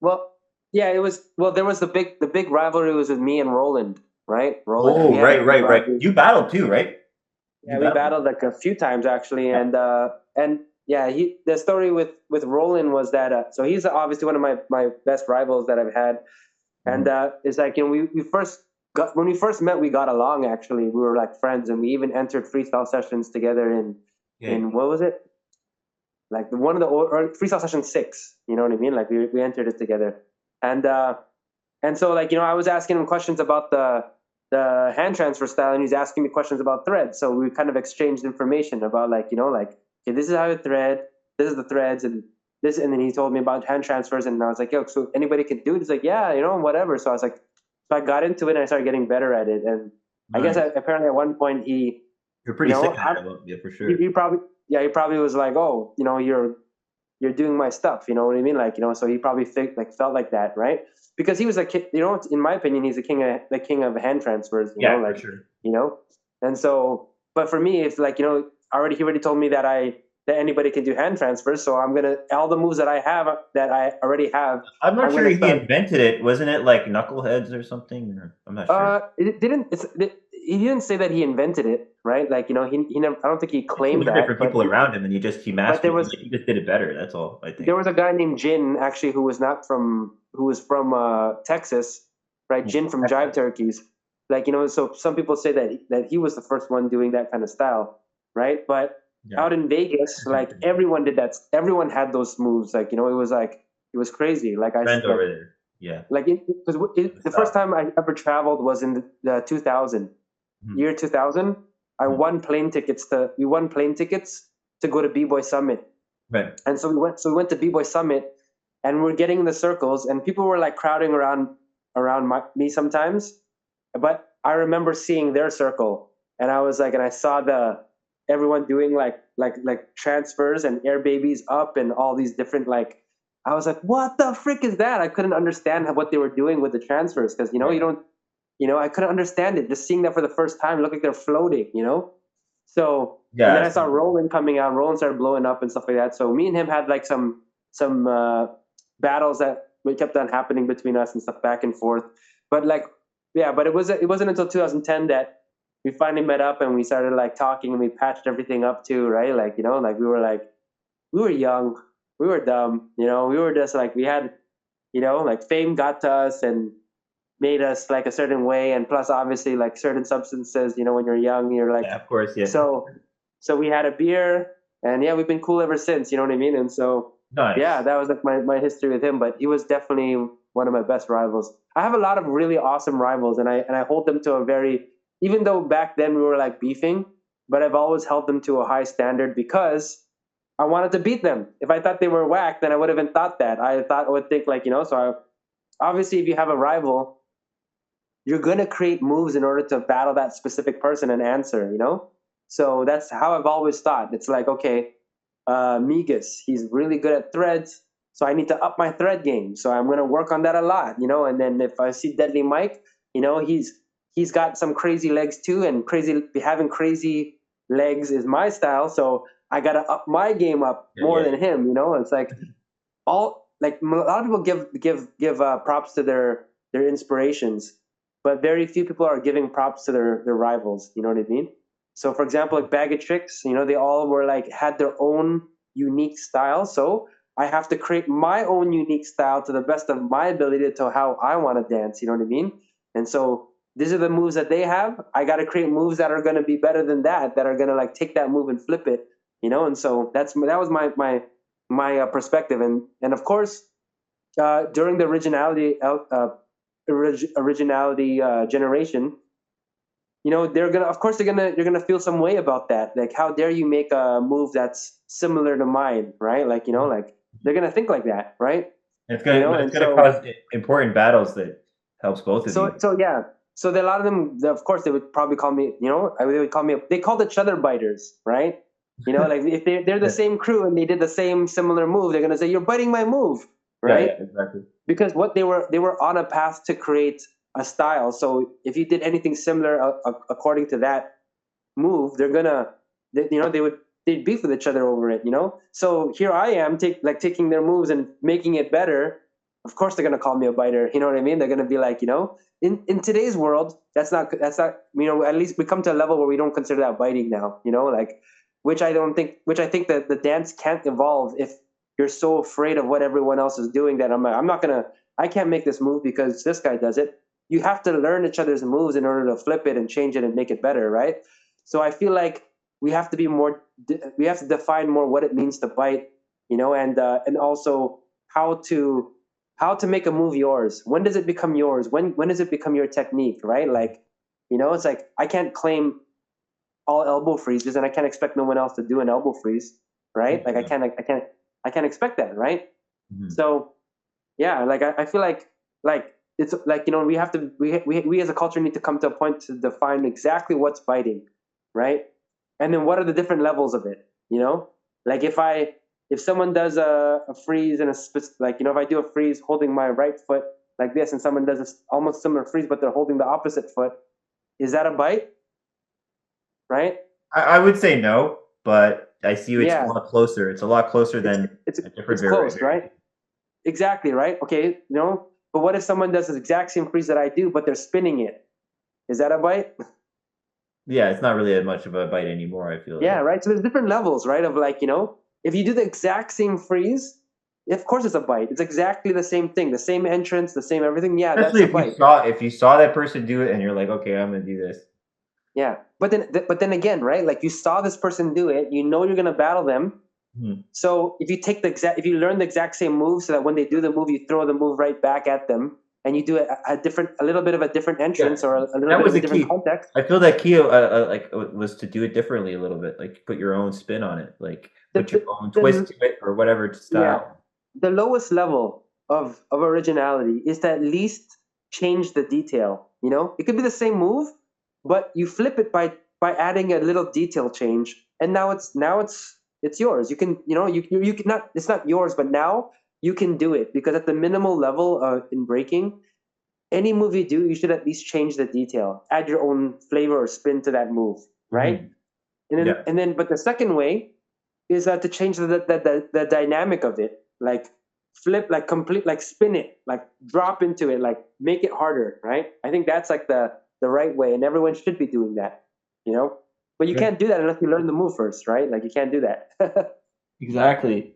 exactly. Like, yeah, the originality back then is like so intense that like it's like some people were almost like creating an entirely new thing. Some people were kind of scared at the time. You know, they were scared that like, you know, people who were going a little bit too far. So the first time I ever saw threading in my life Yeah.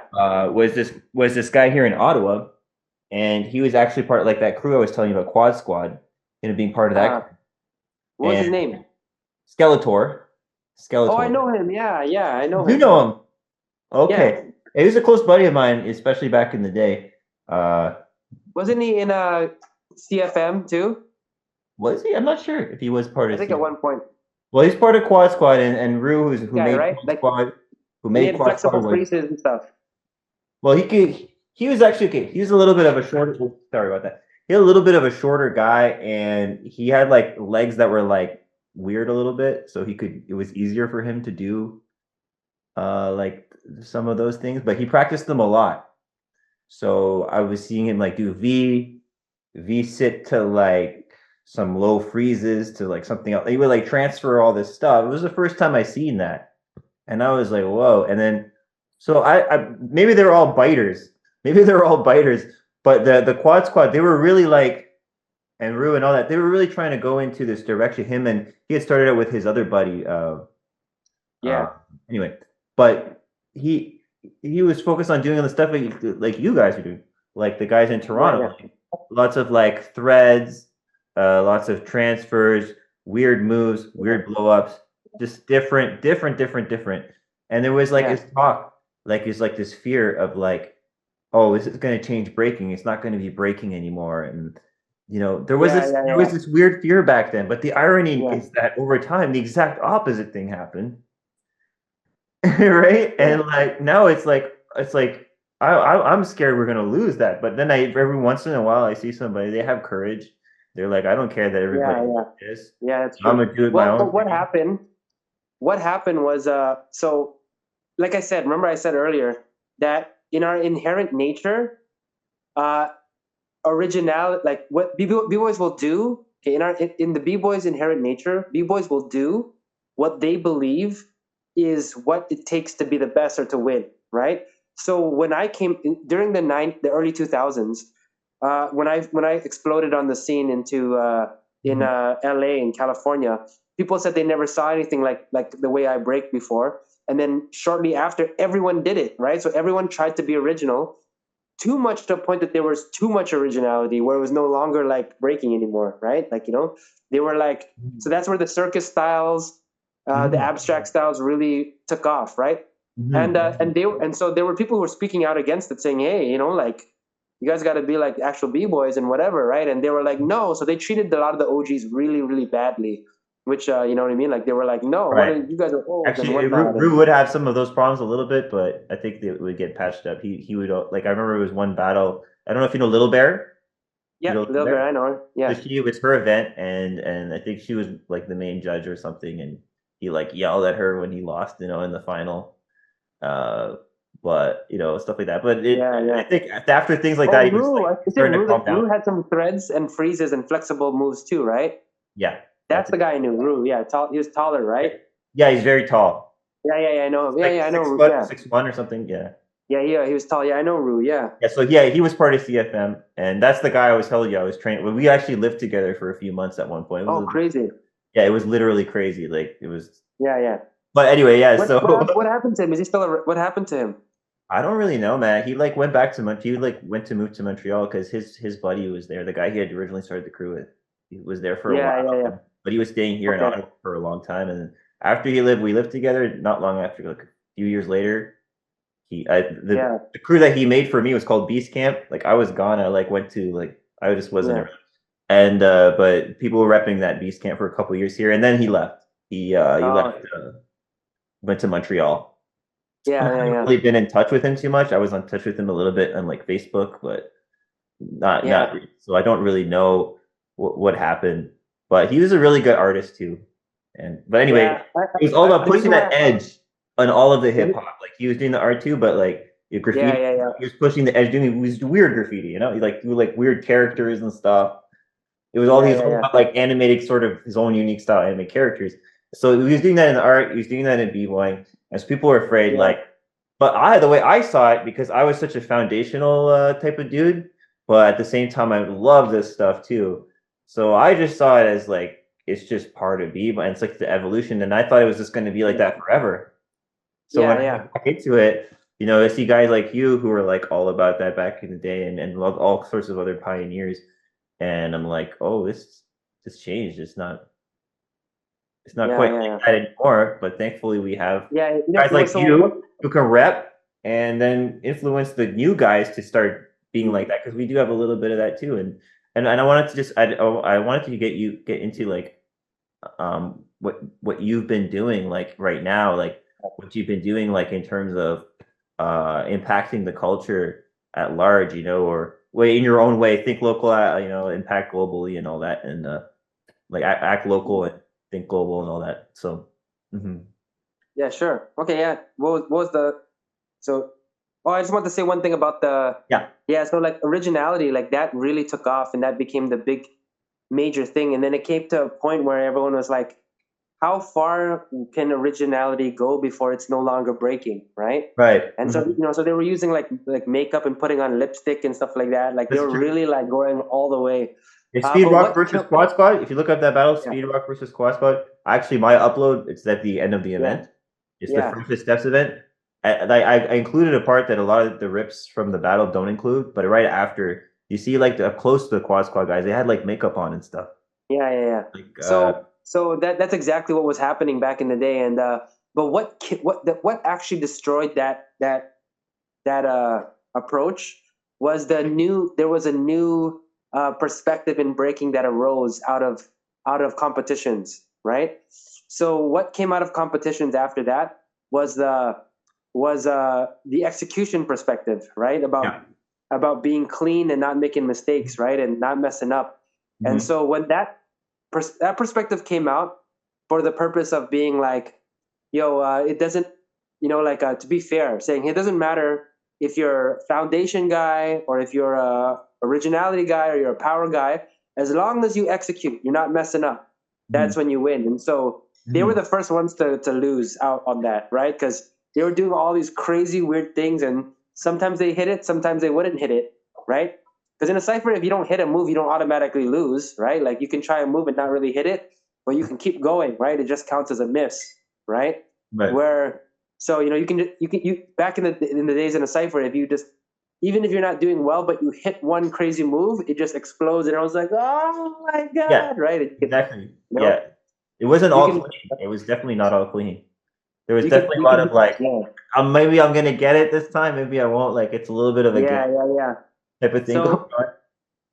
So when execution came out, that's why the Koreans ended up taking over the scene, because they were like executing everything. Like, they never crashed. They would hit those freezes out of those moves. Like it was insane, right? So yeah. Yeah, I remember that. At one point, I thought that Korean was definitely the best b-boys in the world. Yeah. During that time, yeah. It's the late O's type of time. Yeah, definitely. So, yeah, and that cleanliness.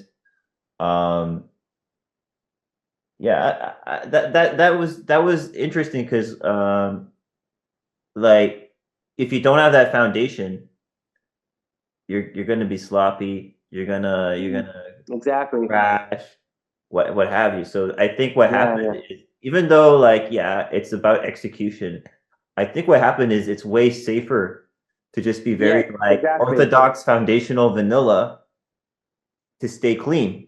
It's just way safer to take that route. It's not because you have to take that route. It's just that because being clean became so important. And I think I actually kind of agree with that part. I just I don't like the fact that everyone's being so safe. That's what I don't like. But bro, I have to get onto a quick class with somebody else right now. Right? We're doing like a business together. But sorry, man. This has been going on so long. because no worries. I just feel you're such a good talker. You inspire me so much, and just such a good Yeah, flow. we can do it. We can do it again. Yeah, we can do it again another time. Thank you so much for coming out. I wanted to like get more about what you're doing, like the kind of thing that you like, how you're what you're up to right now. But man, this has been amazing. Thank you so much. Anytime after you put this out, if you want to do another one, we can start doing another one again. So no problem. Absolutely. Yeah. Thank you so much. I really appreciate this big time. Like this was huge, man. You're like amazing, super OG. Awesome, brother. I get to know you. Yeah, man. Thanks for inviting me on and doing this. And yeah, let's continue and all the best with your podcast. You know, we need to get these interviews and things to document the scene and document what's in everyone's mind. So great job. And let's do it again next time. Thank you very much. Thank you for coming. Bro. Merry Christmas, man. Happy holidays. Merry Christmas. Happy New Year's, bro. Much love, man. Peace out, yo. Happy New Year. Peace, bro. God bless, yo. See you. Yeah.